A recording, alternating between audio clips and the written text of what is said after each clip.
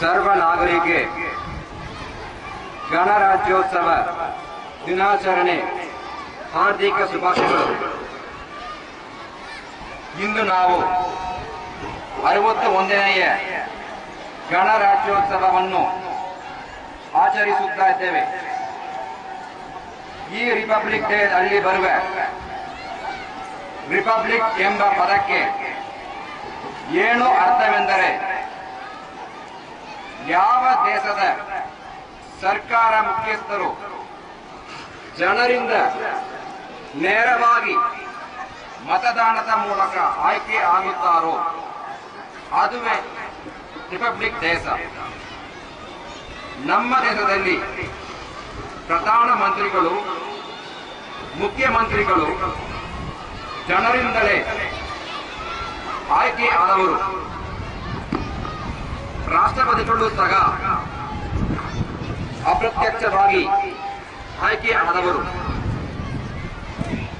ಪ್ರಜಾಪ್ರಭುತ್ವದ ತೊಟ್ಟಿಲೆಂದು ಕರೆಯಲಾಗುವ Britain republic ದೇಶ ಅಲ್ಲ, ಯಾಕೆಂದರೆ ಆ ದೇಶ ಮುಖ್ಯಸ್ಥರಾದ ರಾಣಿ ಇಲ್ಲವೇ ರಾಜ ವಂಶ ಪಾರಂಪರ್ಯವಾಗಿ ಬಂದವರು। ಅಂತಹ ವ್ಯವಸ್ಥೆ ನಮ್ಮ ದೇಶದಲ್ಲಿ ಇಲ್ಲ। ನಮ್ಮ ದೇಶದ ಮುಖ್ಯಸ್ಥರು ಜನರಿಂದ ಆಯ್ಕೆ ಆಗುವ ವಿಧಾನವನ್ನು ಸಂವಿಧಾನದಲ್ಲಿ ವಿವರವಾಗಿ ಇಟ್ಟಿದ್ದಾರೆ। ಇಂತಹ ನಮ್ಮ ಸಂವಿಧಾನವು 1950 ಜನವರಿ 26ರಂದು ಜಾರಿಗೆ ಬಂದಿತು।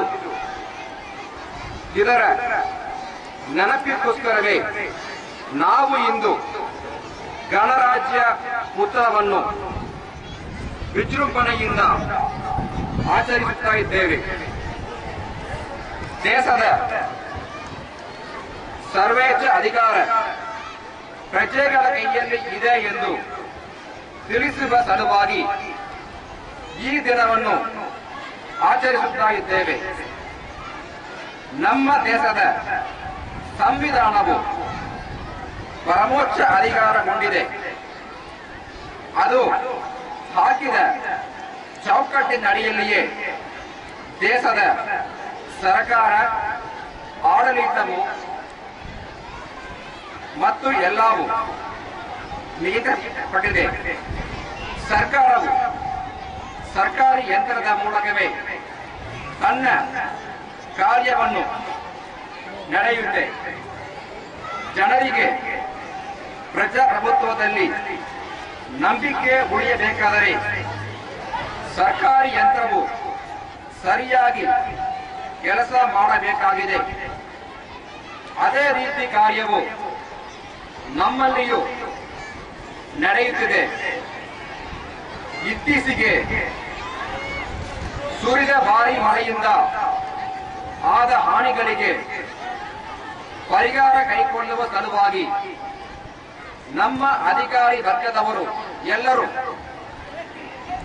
ದಿನದ 24 ಗಂಟೆಯೂ ಕೆಲಸ ಮಾಡಿದ್ದಾರೆ ಹಾಗೂ ಅದರಲ್ಲಿ ಯಶಸ್ವಿಯಾಗಿದ್ದಾರೆ। ಇದಕ್ಕೆ ಕಾರಣಕರ್ತರಾದ ಎಲ್ಲರಿಗೂ ನನ್ನ ವಂದನೆಗಳು। ನಮ್ಮ ಸವಣೂರು ತಾಲೂಕು ಒಂದರಲ್ಲಿ ಮಾತ್ರ 23,000ಕ್ಕಿಂತ ಹೆಚ್ಚಿನ ರೈತರಿಗೆ ಸುಮಾರು 5 ಕೋಟಿ ರೂಪಾಯಿಗಳ ಬೆಳೆ ಹಾನಿಯನ್ನು, ಸುಮಾರು 2,000 ಮನೆಗಳಿಗೆ 1.5 ಕೋಟಿ ರೂಪಾಯಿಗಳು ಮನೆ ಹಾನಿ ಪರಿಹಾರವನ್ನು ನೀಡಲಾಗಿದೆ। ಇಷ್ಟು ಕೆಲಸ ಅಚ್ಚುಕಟ್ಟಾಗಿ ನಡೆಯಲು ನಾವು ಎಲ್ಲರೂ ಸರ್ಕಾರಿ ಕೆಲಸ ದೇವರ ಕೆಲಸ ಎಂದು ನಂಬಿದವರು।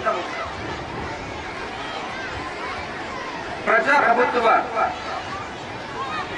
ಯಶಸ್ವಿಗೆ ಸರ್ಕಾರಿ ಯಂತ್ರ ಒಂದರಿಂದಲೇ ಸಾಧ್ಯವಿಲ್ಲ। ಇಲ್ಲಿ ಕಾಣುತ್ತಿರುವ ನಾಳೆಯ ನಾಗರಿಕರಾದ ಮಕ್ಕಳು, ಯುವಕರು, ಯುವತಿಯರು ನಮ್ಮೊಂದಿಗೆ ಕೈ ಜೋಡಿಸಬೇಕು. ಇದಕ್ಕಾಗಿ ತಾವು ಇಂದಿನಿಂದಲೇ ಉನ್ನತ ಗುರಿ ಒಂದೇ.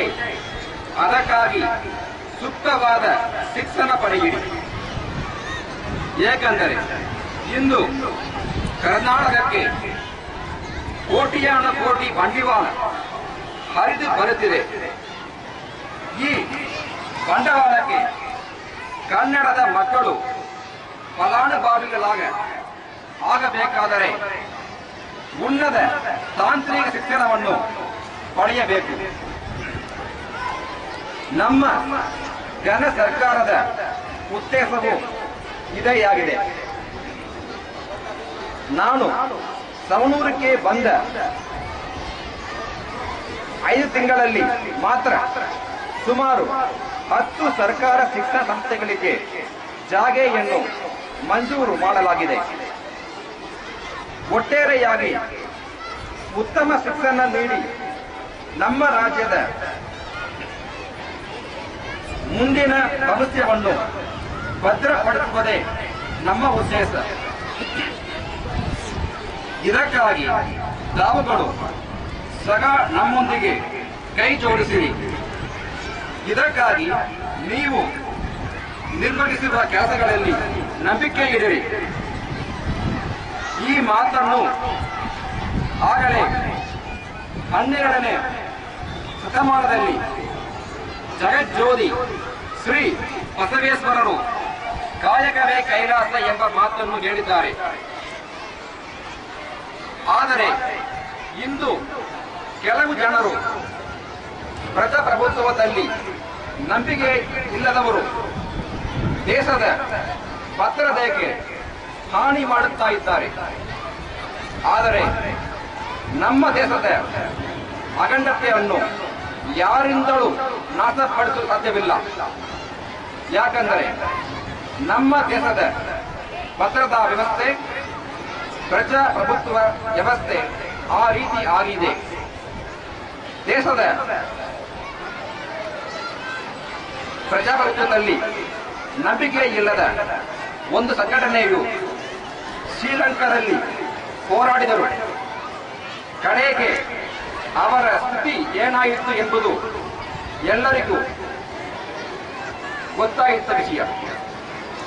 ಅದೇ ಪ್ರಶಸ್ತಿ ನಮ್ಮ ದೇಶದ ವಿರೋಧಿ ಸಂಘಟನೆಗಳಿಗೂ ಕಟ್ಟಿಟ್ಟ ಬುತ್ತಿ. ನಮ್ಮ ದೇಶದ ಭದ್ರತೆಗೆ ನಾವು ಎಲ್ಲರೂ ಜಾತಿ, ಧರ್ಮ, ಭಾಷೆ ಎಲ್ಲವನ್ನು ಮರೆತು ದೇಶದ ಪ್ರಗತಿಗಾಗಿ ದುಡಿಯೋಣ. ಜೈ ಹಿಂದ್, ಜೈ ಕರ್ನಾಟಕ ಮಾತೆ.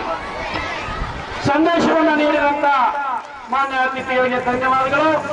ದಯವಿಟ್ಟು ಎಲ್ಲರೂ ಎದ್ದು ನಿಲ್ಲಬೇಕು. ಈಗ ರಾಷ್ಟ್ರಗೀತೆ ಸಮಾನವಾಗಿ ಈಗ ರೈತ ಗೀತೆಯನ್ನು ಹೇಳಲಾಗುತ್ತೆ. ಅದಕ್ಕೋಸ್ಕರವಾಗಿ